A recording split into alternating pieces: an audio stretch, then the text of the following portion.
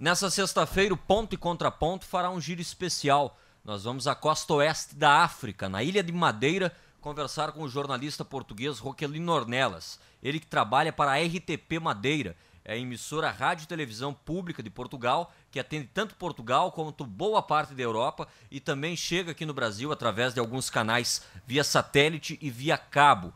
Roquelino, saudações brasileiras para você. Muito bom dia.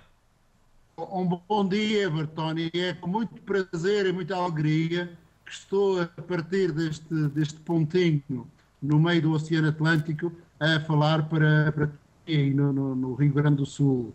É realmente uma coisa extraordinária.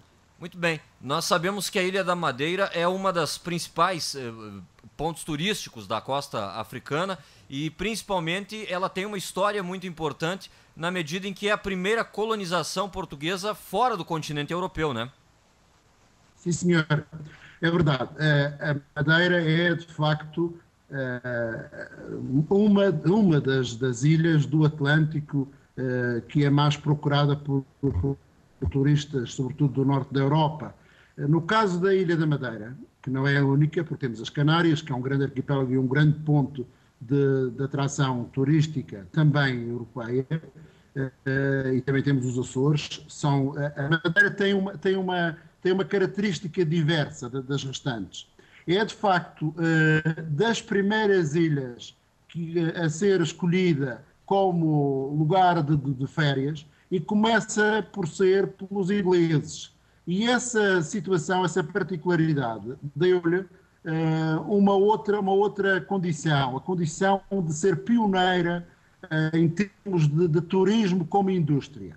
Nós, desde sempre, de facto, funcionamos como um lugar para onde vinham muitos ingleses passar férias. Durante muitos anos, porque se entendeu que o clima da ilha era favorável à cura da tuberculose, quando a tuberculose era realmente a grande praga, o HIV, ou a SIDA, como se diz aqui em Portugal.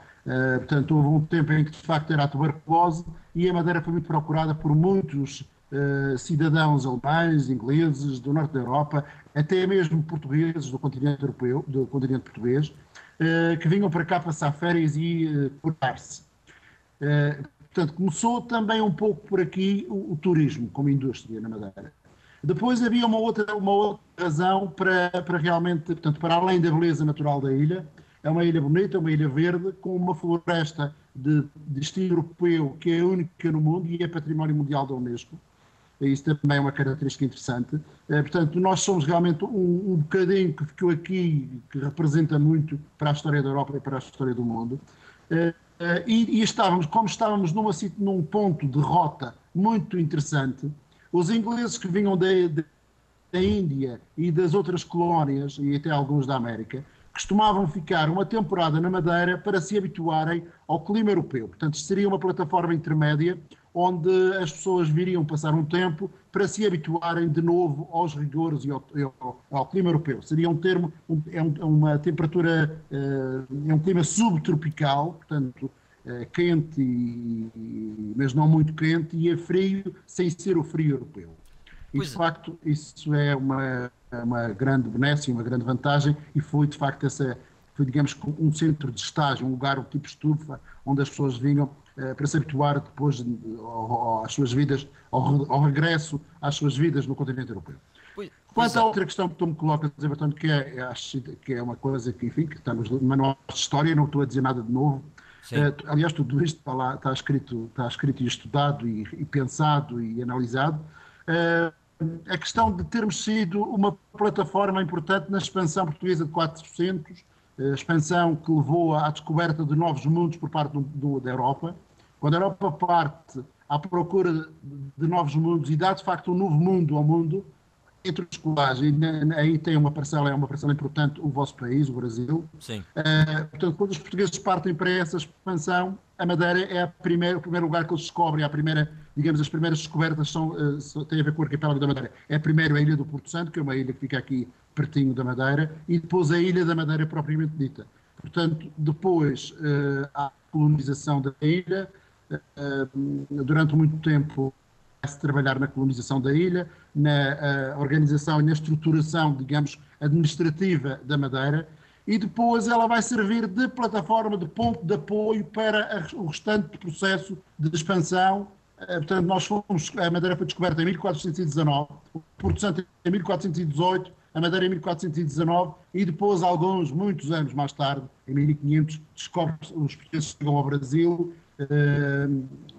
Brasil e depois, a partir daí, a história vai fazer-se, a colonização do Brasil vai fazer-se sempre com algumas referências à Madeira, porque realmente está no caminho entre Lisboa e o Brasil. Portanto, está a Madeira, que serve para carregar cereais, que serve para experimentar, fazer experiências até a nível de divisão administrativa, que serve para instalar uma diocese que numa primeira fase vai superintender também em todo o território, nesse imenso território que é o Brasil.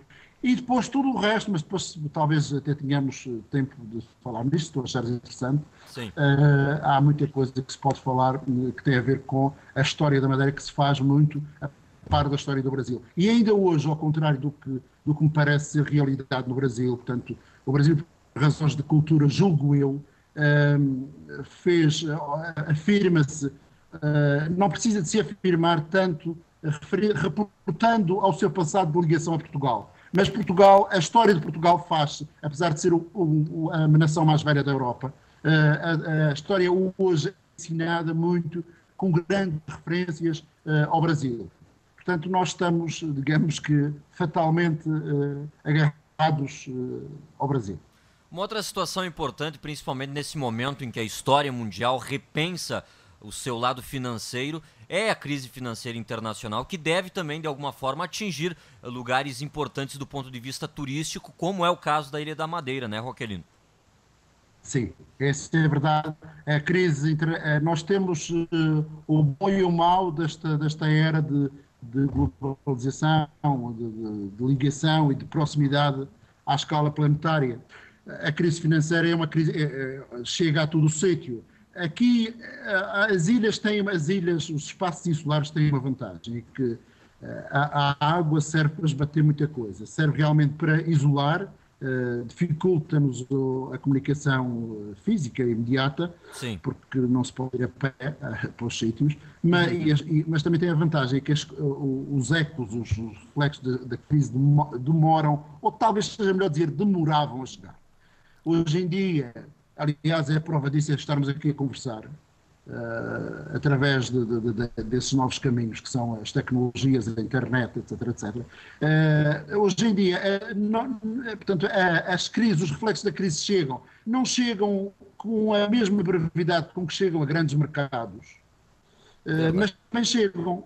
Nós, neste momento, por exemplo, na Madeira, tivemos, durante muitos anos, durante mais de 30 anos, tivemos uma situação razoável, uma situação muito boa em termos de desemprego. As taxas de desemprego hoje crescem um bocadinho aqui na Madeira e nós estamos a atingir hoje um número que para vocês será ridículo falar nisto, mas não é para um mercado pequeno como a Madeira, com à volta de 300 mil habitantes na Madeira, portanto temos 10 mil desempregados inscritos, isto é, o departamento que registra o número de desempregados tem neste momento 10 mil desempregados. Isto é considerado um número muito grande, porque números iguais só tínhamos atingido há 30 anos, portanto, o que prova que realmente a crise já estará a chegar aqui também. Ainda não deixaram vir turistas, ainda não fecharam hotéis, não anda ninguém infeliz na rua, mas estas pessoas com certeza que têm graves problemas e enfim, 10 mil pessoas sem emprego, mais as famílias que estão por trás. Portanto, por aqui já se vê que a coisa chega a todo o sítio.